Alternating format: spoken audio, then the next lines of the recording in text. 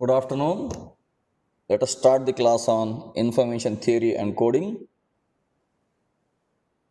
We are coming to the last part of this third module where we have to find out the channel capacity of asymmetric channels.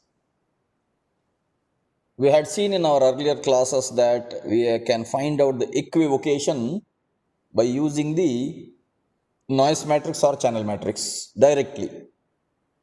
But that is possible only for symmetric channels, because symmetric channels contain all the rows, all those values which are being arranged in a different way. Otherwise, every rows will contain the same probability values at different columns. But in asymmetric channels, it can be totally different. In the sense, if P of y1 slash x1, if it is not equal to P of y2 slash x2, then that is an asymmetric channel. In case of an asymmetric channel, finding out the equivocation just by the channel matrix is not possible unless we know the source symbol probabilities also. So we have the advantage with the symmetric channels that without knowing the source symbol probabilities also, we could find out the channel capacity. That means independent of the characteristics of the source, we can only characterize the channel. That was the idea when we used the concept of channel capacity to symmetric channels. But unfortunately, all the channels may not be symmetric as such. P of y1 slash x1 need not be equal to P of y2 slash x2, even in a binary symmetric channel. That means the probability of 1 being received when a 1 is transmitted need not be equal to the probability of 0 being transmitted when 0 is being received. It need not be so. It all depends on that particular channel. So in practice, almost all of the communication channels can be asymmetric. And if at all we find some symmetric channel, that is part of our good luck, we should say. Otherwise, in most of the cases, channels can be asymmetric because channels themselves are natural and noisy. Now, how to find out the channel capacity of the asymmetric channels was the challenge. So, the channel capacity calculation for the symmetric channels is easier because h of y slash x can be obtained directly from the channel matrix P of y slash x. But for asymmetric channels, this is not possible without the knowledge of the source symbol probabilities. That means in case of asymmetric channels, we also should know h of x, and then we can find out h of y slash x. Whereas in case of symmetric channels, we could directly find out h of y slash x from the noise matrix itself. So for asymmetric channels, this is not possible without the knowledge of the source symbol probabilities. Hence, a scientist called Muroga suggested a method using matrices as follows. This Muroga worked out a lot about how to derive a particular way of matrix equations such that without actually knowing the source symbol probabilities, can we obtain the channel matrix. In that way, we can work independently of the source itself. Just to give a live example, can we characterize the road without actually knowing the number of cars or number of trucks or number of buses coming on that road? We want to characterize the capacity of the road without actually worrying much about the vehicles that are going to enter into the road. We will not worry about how many cars are going to come on the road, how many trucks are going to come on the road. We may build the road for handling the trucks also, buses also, cars also. Okay. But without really having a knowledge of the source symbol probabilities, it should be possible to characterize the channel. That is the idea. Without actually knowing about the probabilities of the cars coming per day, buses coming per day, trucks coming per day, we must be able to characterize the capacity of the road. In the same way, in the communication systems, without actually knowing the source symbol probabilities, we must be able to characterize our channel. So that way, whatever Muruga did was a remarkable work. I will underline the name of Muruga. It's a remarkable work. And because of his work, the work is actually much simpler now for us. You can see this matrix here. P11, P12, P21, P22 is the channel matrix or the noise matrix. And Muruga says, find out two constants called Q1 and Q2. Find out this Q1 and Q2 in such a way that the product of this Q1 and Q2 along with the channel matrix is equal to P11 LG of P11 plus P12 LG of P12, P21 LG of P21 plus P22 LG of P22. Again, the resultant matrix or the matrix at the right side is simply 2 rows, 1 column. It's a 2 cross 1 matrix. You also know 2 cross 2 into 2 cross 1. The output will be 2 cross 1 only, right? This is 2 cross 2, 2 rows, 2 columns. This is again 2 cross 1, 2 rows, 2 columns. Ultimately, it is 2 cross 1. So, the resultant matrix is 2 cross 1. The derivation of this Muruga's method is beyond our curriculum because the derivation is really much complex. Those who are interested can go through the articles published by Muruga himself. Okay, those who want to really know the proof of this particular method, you can go through the articles published by Muruga himself. But he has done a remarkable work that way. Now, this is the method which he suggests. Okay, now let us see the intricacies of the method, or let us see the method in detail. So, what we have to do is, we have this channel matrix, we should have this one more matrix 2 cross 1, we should equate it to this resultant matrix 2 cross 1. Now, the right side matrix values we know, the left side matrix values we know, the middle matrices values we should find out. So, Q1 and Q2 can be obtained by solving these matrix equations. And then the channel capacity is calculated as C equals LG of 2 power Q1 plus 2 power Q2 bits per message symbol. See, Muruga made our life is so simple now. Which means, only using the channel matrix, find out the values Q1 and Q2, then apply in this equation C equals LG of 2 power Q1 plus 2 power Q2 bits per message symbol. Anyhow, for all our cases, we are only transmitting the binary information.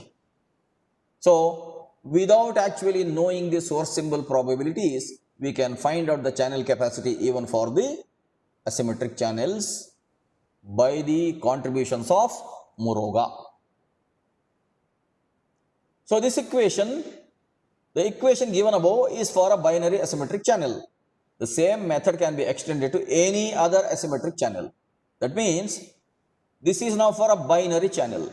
It can be a 3 cross 3. Now, this is 3 cross 1. You will have 3 cross 1. It can be 4 cross 4. It will be 4 cross 1. Resultant is 4 cross 1. That way, it need not be applicable only for a binary channel. It can be applicable for a ternary channel, quaternary channel. That way, it can go on. But we will be working only on the binary channel because our work is a manual work here now. So, it can be extended to any other asymmetric channel. Let us see an exercise now. Find the channel capacity for the given channel for the symbol rate of 10,000 per second. So, small rs is given and the channel diagram is given. We can write out the channel matrix or noise matrix. P of y slash x is 0.6, 0.2, 0.2, 0.5, 0.2, 0.3, 0, 0.6, 0.4. You can see that y1 slash x3 is not there. All other things are there. So, it is now 0.6, 0.4. Now, let us write it in the matrix form this way.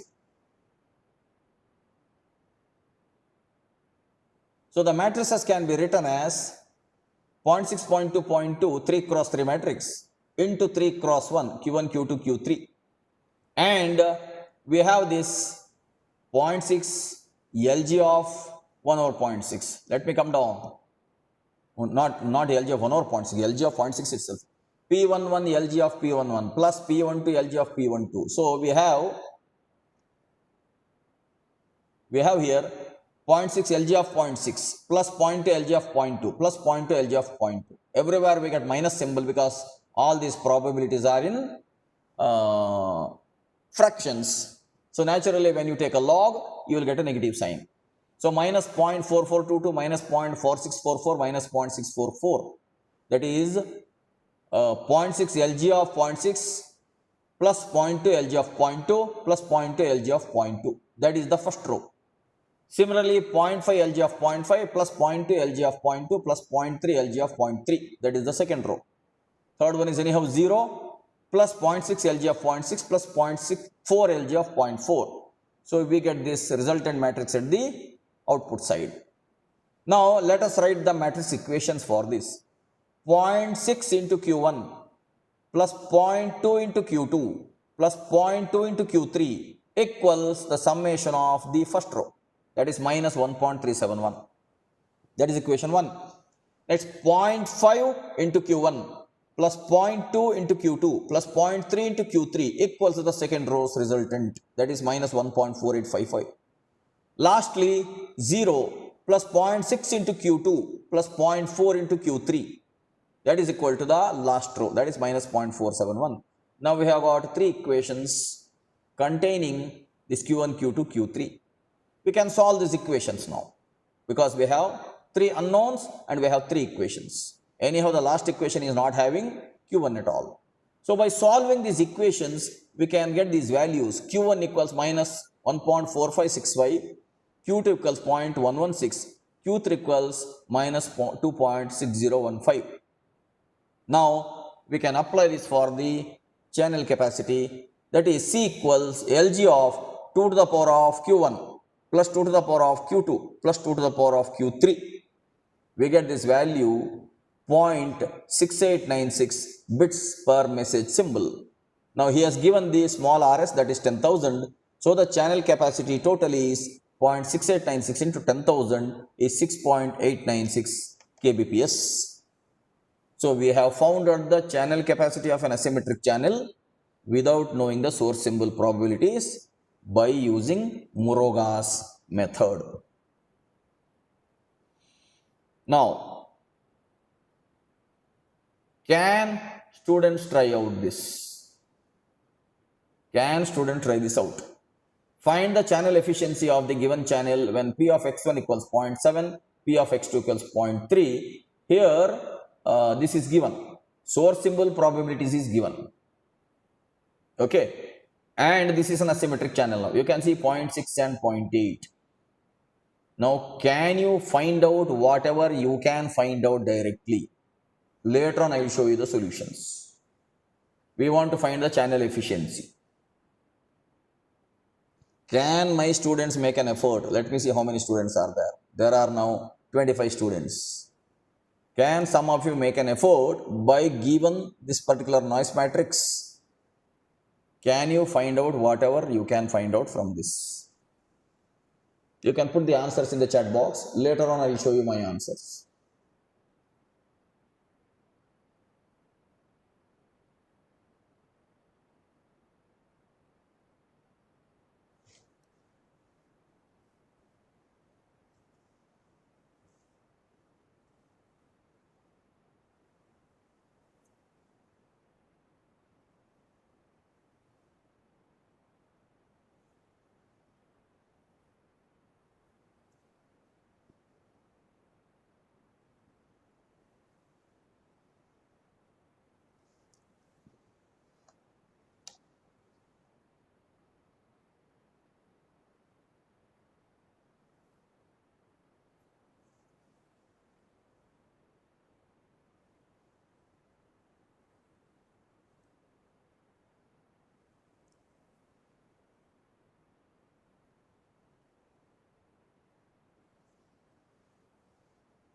You need not immediately apply Muruga's method here because the source symbol probabilities are given and the channel matrix is given.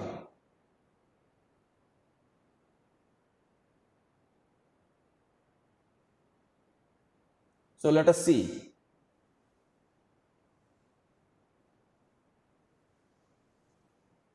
Let us see your efforts.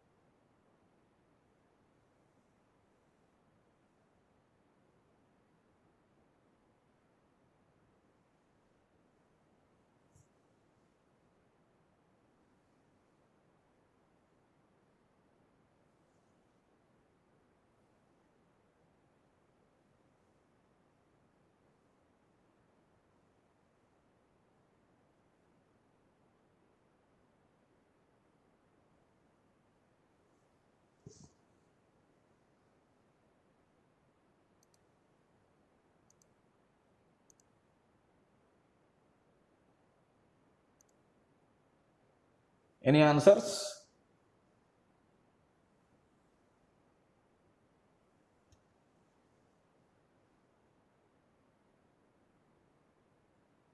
The people who are trying out, at least put your intermediate answers in the chat box. Whatever you have found out, you can put it in the chat box. So that at least I will be satisfied that students are trying to solve.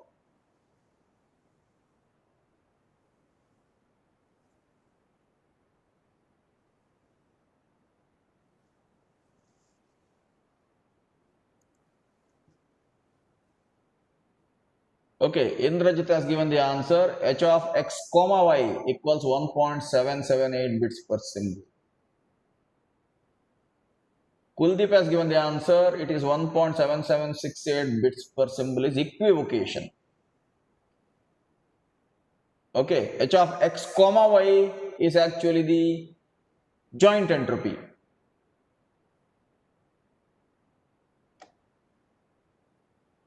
Let me show you my answers.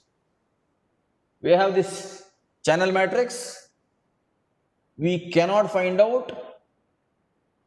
Okay, Kuldeep is telling, yeah, it is joint entropy. Okay, fine. Source symbol probability is there, and you have your channel matrix. You know h of y1 slash x1, you can find out y1 slash x2, that is 0.4. And you have p of y2 slash x2 is 0.8, you can find out p of y2 slash x1 is 0.2. So you can immediately write the noise matrix p of y slash x is 0.6, 0.4, 0.2, 0.8. Now you can find out p of x comma y by using the source symbol probability along with the conditional probabilities. So it is 0.6 into 0.7 and that is 0.42, and then it is 0.4 into 0.7, 0.28, again 0.2 into 0.2 into 0.3, and then correct now? I am unable to show you all of that together. Let me zoom in this way. Okay. So 0.42, I will use Kannada. 7 6 42, 7 4 28, 3 2 6, 8 3 24. That way. 0.7 into 0.6, then 0.7 into 0.4, then 0.3 into 0.2, then 0.3 into 0.8. That way you have the GPM. You have a joint probability matrix. Let me zoom out now. Now from the joint probability matrix, you can find out h of x comma y, that is joint entropy, that is 1.7778 bits per symbol. Yeah, that is correct. At least 2 of my students have put this much of efforts. Now we have found out the joint entropy. Now using the joint entropy, we can find out the mutual information. How? Let us see. H of x is directly from the source symbol probabilities. We get 0.8813 bits per symbol. So now we can find out p of y1 from the JPM. When we have JPM, P of y1 is 0.42 plus 0.06, 0.48. And 0.28 plus 0.24 is 0.52 is the probability of y2. So now we can find out h of y. H of y is 0.9988 bits per symbol. Now we know h of x, now we know h of y, and we know joint entropy. We can simply find out I of x semicolon y. We need not go for Muruga's method here because source symbol probabilities are known here. So we can directly find out h of x plus h of y minus h of x comma y is going to be the mutual information. So that is I of x semicolon y is 0.1024 bits per symbol. Now as this channel is not a symmetric one, we have to use Muruga's method for C. We found out mutual information, but what is C? C is actually maximum of I of x semicolon y, right? But we cannot apply that LG of m here because this is an asymmetric one. So earlier we used to find out the channel capacity using mutual information itself. Okay. I'm talking about channel capacity. We found out mutual information. That's why I told you in the beginning, whatever you can find out from the matrix. We will have to use Muruga's method now for finding out the channel capacity because we cannot apply that particular rule of LG of m, which is maximum of I of a semicolon b or I of x semicolon y. That is applicable for symmetric channels, not for asymmetric channels. So now let us use Muruga's method to find C, 0.6, 0.4, 0.2, 0.8, Q1, Q2, and we have 0.6 LG of 0.6 plus 0.4 LG of 0.4, 0.2 LG of 0.2 plus 0.8 LG of 0.8 is at the right hand side. We have these two equations now. 0.6 Q1 plus 0.4 Q2 equals minus 0.971, 0.2 Q1 plus 0.8 Q2 equals minus 0.722. Solving these equations, we get Q1 equals minus 1.22 and Q2 equals minus 0.5975. So using the Muruga's equation, C equals LG of 2 power minus 1.22 plus 2 power minus 0.5975 equals 0.1246 bits per channel usage. I had not put the unit here. The unit is bits per channel usage, that is C. Now you can see this value. This is 0.1246, this is 0.1024 mutual information. So now efficiency of the channel is mutual information divided by channel capacity, that is 0.1024 by 0.1246 is 82.18%. This is how using Muruga's method we could find out the channel efficiency. In the case of this channel efficiency, it is mutual information divided by channel capacity. Such exercises we had worked out earlier also, where we used to find out C just by using LG of m. That was applicable for symmetric channels. Now because it is a symmetric channel, we used Muruga's method for finding the channel capacity. This is where I end module 3. Okay. So for your internal test, you don't have this Muruga's method. Whatever I have covered today is not there. But until previous class, whatever I have covered, you will have to revise all that. In the first internal test, I had asked till Shannon encoding and Shannon-Fano encoding. Later on, I covered Huffman coding in module 2. And in module 3, I have covered this whole till now. So from module 2 Huffman coding and excluding this Muruga's method, whatever we have discussed in the module 3 is there for your second internal test. I will be putting the question bank into the Google class today. So lastly, I will show you some additional exercises. I will not go deeply into the additional exercises. Please go through the notes and follow these additional exercises. I will just show you a glimpse of these additional exercises which I have worked out in the notes. There are some proofs.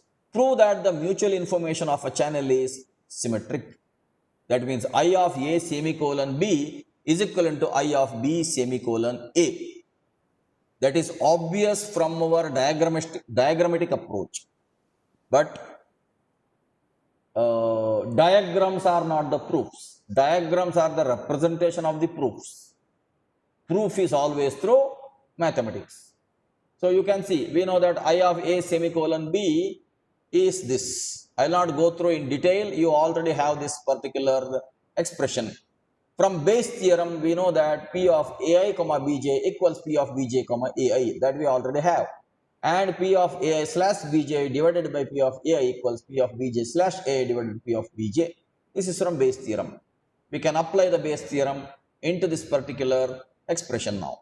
So I of A semicolon B equals P of Bj comma AI Lg of wherever that AI comma Bj was there, you can substitute it in the other way and you will get I of B semicolon A. For that you should remember Bayes theorem always. So the mutual information is symmetric. That is proved. The next exercise, show that h of A comma B equals h of A slash B plus h of B. We had worked out a similar exercise earlier, but we did not use h of A slash B. We used h of B slash A. Okay. Now, let us solve this. H of A slash B equals, you know that summation of I equals 1 to M, summation of J equals 1 to M, P of A comma Bj, Lg of 1 over P of A slash Bj. That is, again the summation P of A comma Bj, Lg of 1 over P of AI comma Bj, and again summation of P of A comma Bj Lg of this joint probability can be written again in terms of this particular conditional probability this way, and we can finally expand it and we can finally write it as h of A slash B plus h of B. I told you that I am only going through a glimpse of this. I will not be discussing these again because we had solved such exercises earlier. Similarly, it can be shown that h of A comma B equals h of B slash A plus h of A. From the diagram, anyhow, it is obvious, but the diagram was written based on these mathematical proofs only. The next exercise, show that h of x slash y is 0 when x equals y.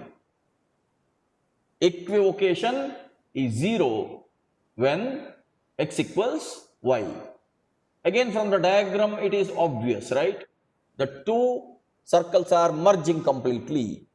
Means the complete h of x will be h of y.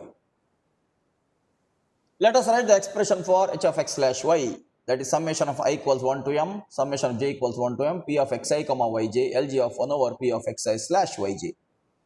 Let us split it now as P of xi slash yj into P of yj, Lg of 1 over P of xi slash yj. Now let us bring this P of yj this side. And summation of j equals 1 to M, P of yj into summation of I equals 1 to M, P of xi slash yj, Lg of 1 over P of xi slash yj. Now, when x equals y, it is a lossless channel. And P of xi slash yj equals 1 for I equals j. Xi slash yj equals 0 for I is not equal to j. Because when x equals y, the probability of you getting the same symbol there is unity, right? Whatever is the destination symbol was the same source symbol transmitted. That is when we say x equals y. So in such a case, P of xi slash yj is equal to unity. So h of x slash y equals summation of j equals 1 to M of P of yj into 0, because we have Lg here. So when it is 0, h of x slash y equals 0. That is proved that way. The next one or the last one. Show that h of x slash y equals h of x when x and y are statistically independent. That means when these two circles are not at all touching each other, then they are statistically independent, let us say. We know that I of x semicolon y equals h of x minus h of x slash y. When they are statistically independent, mutual information is 0. There is no information transmission at all because source and destination are not dependent. That means what is the information at the destination is not the information at the source. And we actually cannot say that they are source and destination at all. They are completely independent. So in that way, mutual information is 0. Mutual information is 0 means h of x minus h of x slash y, or h of x slash y equals h of x itself. So with this, I am coming to the end of module 3. From the next class onwards, we will be moving on to my favorite module. That is, how do we detect errors and how do we correct errors? You will have to recall all the basics of the first module, and you will have to recall all the basics of the second module also to some extent. In the first module, we discussed about the basics of entropy and the information source. In the second module, we discussed about how to do source encoding, how to represent the symbols as bits. In the third module, we discussed about how complicated the channels can be and how noisy the channels can be and how to characterize or model the channels. Now in the fourth module, we are going to discuss about channel encoding and channel decoding. Means, in spite of all these noisy channels, how can we transmit something from the source such that at the destination it will detect something from the received number of bits, and then it will detect the error, and in whichever position the error is there, that particular position's bit can be flipped to correct the error. See, let us say you send 1 byte. In that 1 byte, let us say you send 0101 1010. Imagine that way. 0101 1010. Let me write it.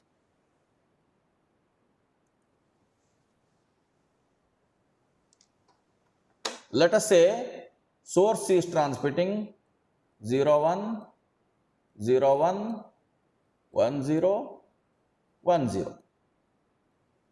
And let us say the destination is receiving 0100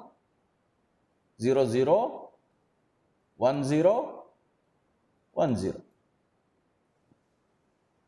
Now you know that in this particular position, you already know that in the fourth position there is error.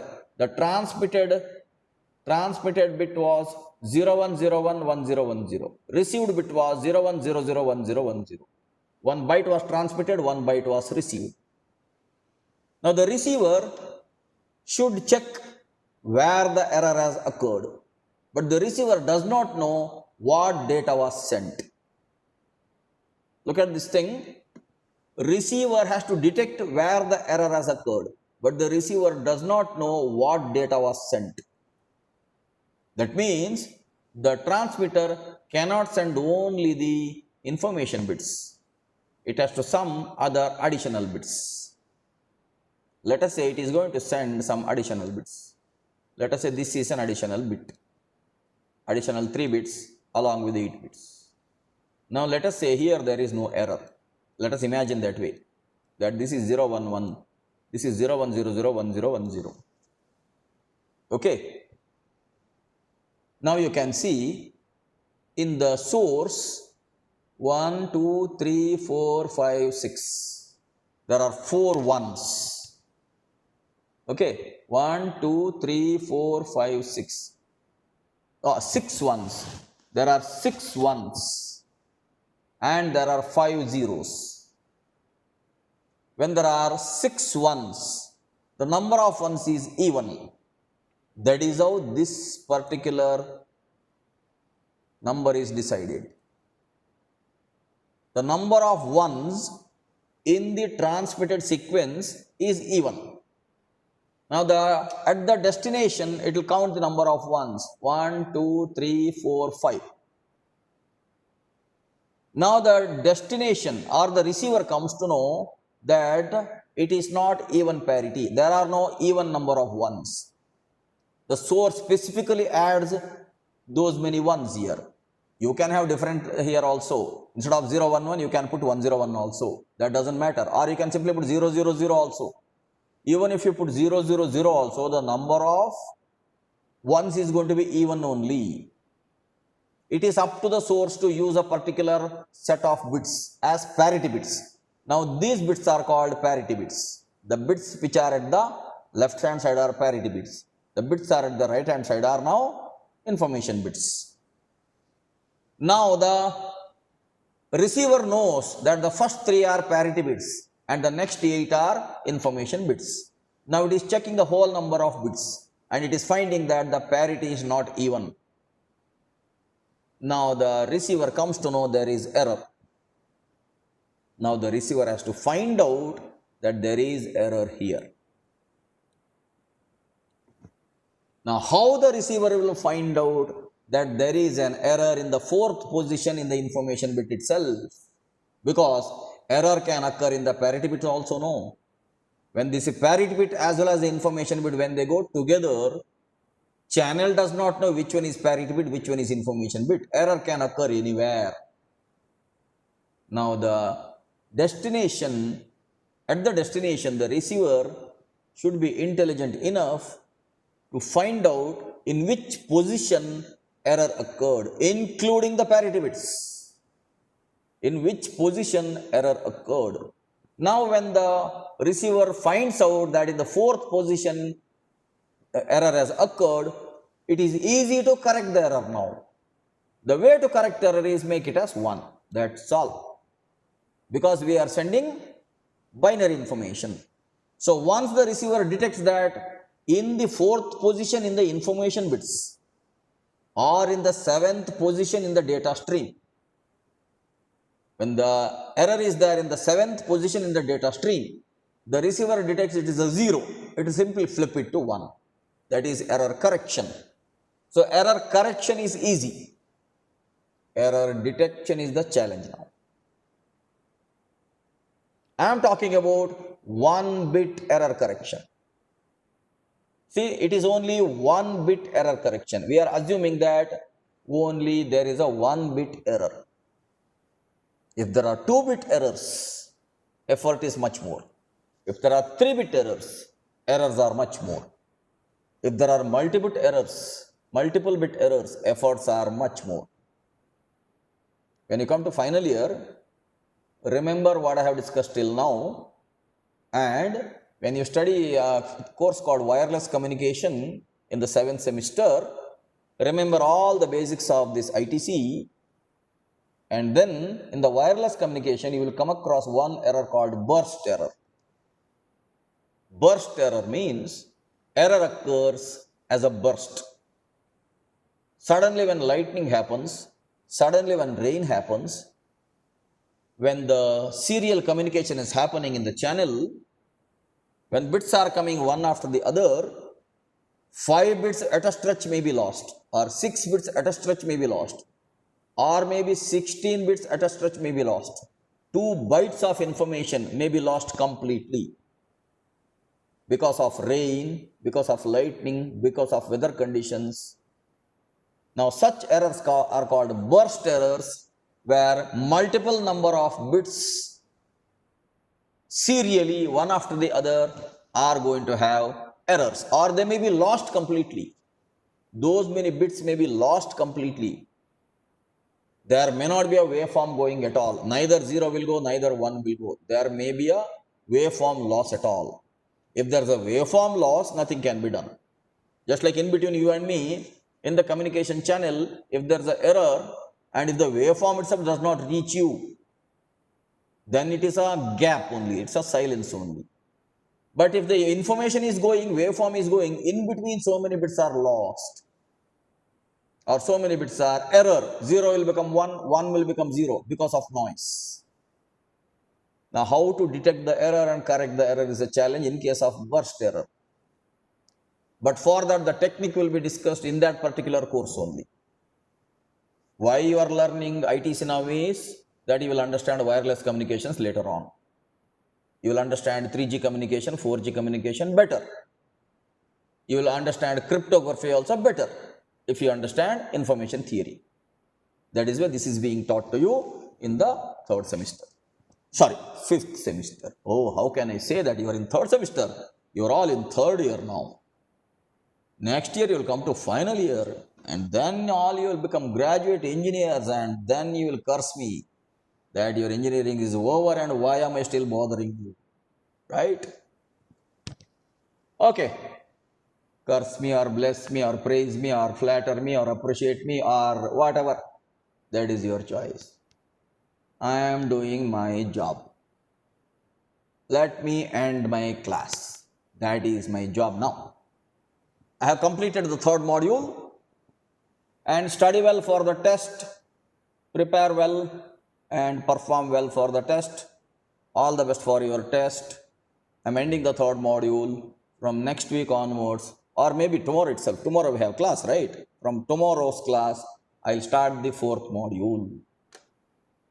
Till then, take care. Goodbye.